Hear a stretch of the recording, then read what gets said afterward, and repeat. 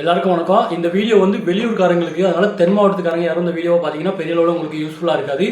இன்றைக்கி காலையிலேருந்து கிட்டத்தட்ட ஒரு 50 மெசேஜுக்கு மேலே எனக்கு வந்து வந்துருச்சு. எல்லாருமே என்ன கேட்டாங்கன்னா, இந்த கோவில் வந்து எங்கே இருக்குது, பேசிக்கான விஷயங்கள் கூட அவங்களுக்கு வந்து தெரியலை. மாலை எப்போ போடணும், என்ன மாதிரி, இந்த கோவிலோட லொக்கேஷன் எப்படி எங்கே இருக்குது அப்படிங்கிற மாதிரி இன்றைக்கி காலையிலே 50 பேர் கேட்டாங்க.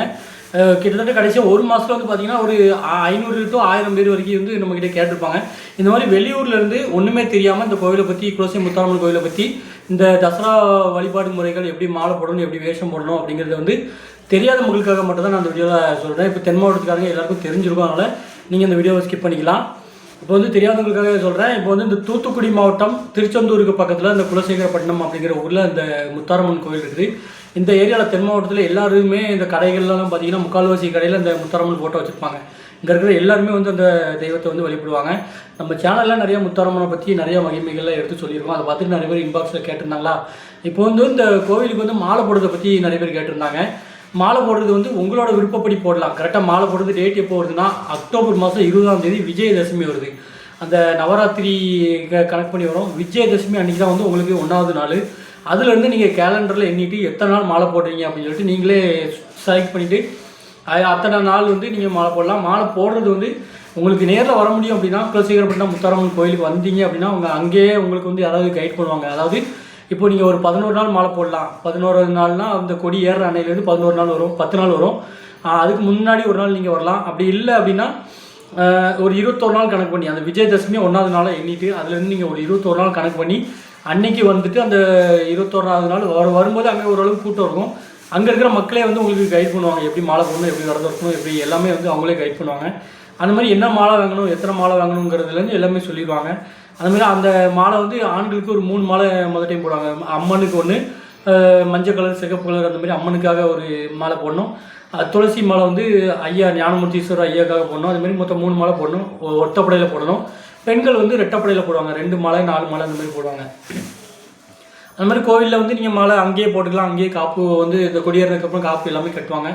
கட்டிட்டு நீங்கள் அங்கேயே இருந்து பண்ணுறவங்க பண்ணலாம். அப்படி இல்லைன்னா உங்களுக்கு வர முடியலை அப்படின்னா நீங்கள் ஊர்லேயே ஏதாவது ஒரு மாலை கூட வாங்கிக்கலாம். இதில் வந்து முத்தாரம்மன் டாலர் வைக்கணும் அப்படின்னு கூட அவசியம் இல்லை.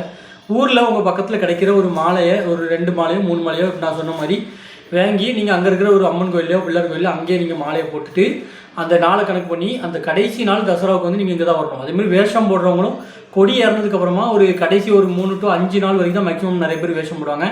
ஆனால் என்றைக்கு கொடி ஏறுதோ, அதாவது இந்த 10 நாளைக்கு முன்னாடி, அந்த விஜயதசமியிலேருந்து 10 நாளைக்கு முன்னாடி கொடி ஏறும்.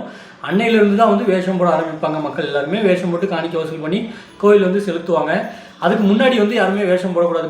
போன வருஷம்லாம் வந்து நிறைய பேர் ஏதோ ஒன்றுமே தெரியாமல் எப்போ வேணாலும் மாலை போடலாம், எப்போ வேணாலும் வேஷம் போடலாம் அப்படிங்கிற மாதிரி ஒரு சிலர் வந்து கேட்டிருந்தாங்க.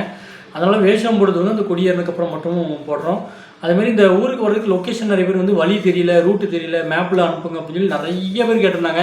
எனக்கு ஒவ்வொருத்தருக்கும் உட்காந்து என்னால் தனியாக அனுப்ப முடியல. அவங்க அனுப்புகிற மெசேஜுக்கு ரிப்ளை கூட என்னால் பண்ண முடியல. அதனால் எல்லோரும் மன்னிச்சுக்கோங்க. கூகுள் மேப்பில் குலசை முத்தாரம்மன் போட்டிங்கன்னா உங்களுக்கு வரும். எங்கே இருந்தாலும் நீங்கள் தமிழ்நாட்டில் எங்கே இருந்தாலும் தூத்துக்குடி மாவட்டம் திருச்செந்தூருக்கு வந்துடுங்க. திருச்செந்தூர்லேருந்து ஜஸ்ட் ஒரு 15 கிலோமீட்டர் தான். அங்கேருந்து நீங்கள் எப்படினாலும் காரோ ஆட்டோவோ எப்படி வேணாலும் வந்துடலாம்.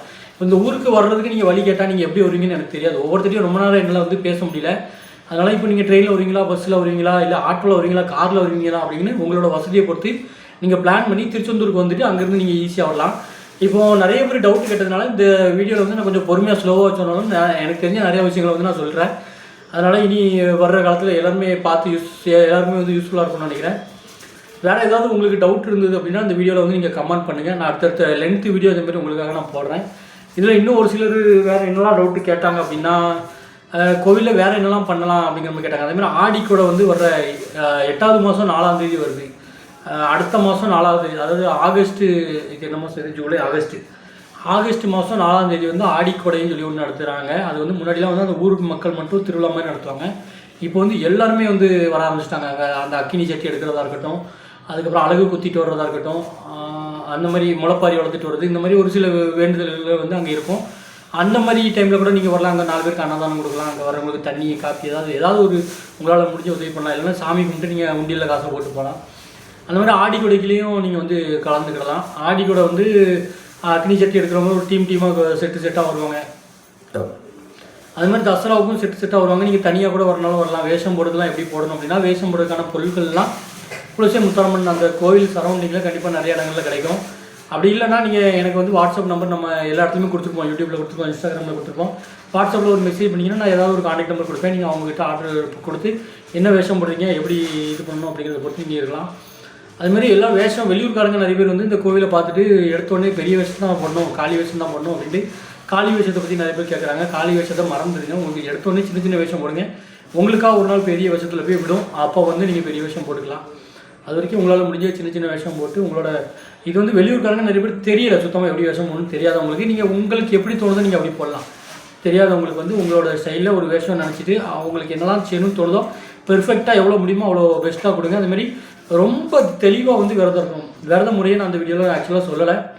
விரத முறை வந்து உங்களால் எவ்வளோ முடியுமோ அவ்வளோ இருக்கலாம். அதாவது மேக்ஸிமம் எல்லாருமே என்ன பண்ணுவாங்கன்னா ஒரு நேரம் சாப்பிடுவாங்க மதியம் மட்டும், மீதி 2 நேரம் சின்ன சின்னதாக ஏதாவது சாப்பிடுவாங்க. ஃப்ரூட்ஸோ இல்லை இந்த பிரசாதம், இந்த பொங்கல், இந்த அவல், அந்த மாதிரி சின்ன சின்ன இது வந்து சாமிக்கு படைச்சிட்டு ஒரு பிரசாதமாக சாப்பிடுவாங்க. மதியம் ஒரு நேரம் மட்டும் நல்லா ஃபுல் மீல்ஸ் வந்து நல்லா சாப்பாடாக சாப்பிடுவாங்க. எல்லோரும் மேக்ஸிமம் எல்லோரும் அப்படி தான் பண்ணுறாங்க. உங்கள் உடல் சூழ்நிலை உங்களுக்கு உடம்பு எப்படி இருக்குது ஒத்துக்கிடுதா அப்படின்னு சொல்லி பார்த்துட்டு நீங்கள் அது வந்து 3 நேரம் கூட சாப்பிடலாம், 5 நேரம் கூட சாப்பிடலாம். உங்களோட ஹெல்த் கண்டிஷனை பொறுத்து நீங்கள் அப்படி சாப்பிடலாம். ஆனால் மற்றபடி பார்த்தீங்கன்னா 3 நேரம் உங்களால் முடிஞ்ச அளவு இந்த பச்சரிசி சாதம் சாப்பிட்டு இருக்கிறவங்க இருக்கலாம். இல்லை வந்து நீங்கள் ஒரு நேரமும் பிரசாதமாக சாப்பிட்டு இருக்கிறவங்க கூட இருக்கலாம். ஒரு நேரம் கூட நான் ரொம்ப லைட்டாக தான் சாப்பிட்டுருக்கேன். உங்களோட முடிஞ்ச அளவுக்கு நீங்கள் ஃபுல் எஃபோர்ட் இதில் வந்து போடலாம். அதேமாதிரி வெறும் தரையில் தான் படுக்கணும். ஒரு நாளைக்கு 2 டைம் குளிக்கணும். கண்டிப்பாக 2 டைம் ஒரு நாளைக்கு வந்து கட்டாயமாக குளிக்கணும். உங்களால் அந்த எல்லா கோயில்லையுமே அப்போ அம்மன் கோயில், சபரிமலை எல்லோரும் எப்படி விரதம் இருக்காங்களோ அதேமாதிரி இருக்கணும். கட்டலில் படுக்கக்கூடாது, தரையில் தான் வெறும் தரையில் தான் படுக்கணும்.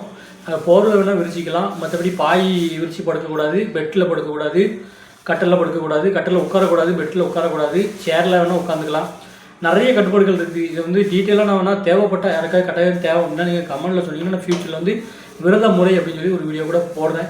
இது வந்து பேசிக்கான விஷயங்கள். நிறைய பேர் இந்த கோவில் அட்ரஸ் தெரியாமல் தான் மேக்ஸிமம் நிறைய பேர் கேட்டாங்க.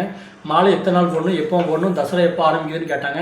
உங்களுக்கு ஓரளவு இது தெளிவாக விளக்கம் கிடச்சிருக்கும்னு நினைக்கிறேன். ஒருவேளை உங்களுக்கு ஏதாவது புரியல அப்படின்னா நீங்கள் அடுத்த வீடியோகள் நான் கண்டிப்பாக இதேமாதிரி போடுவேன், லென்த் வீடியோ. அடுத்தடுத்த கமெண்ட் பண்ணுங்கள், நிறையா கேள்விகளுக்கு நான் எனக்கு தெரிஞ்ச விஷயங்களை நான் ஷேர் பண்ணுறேன்.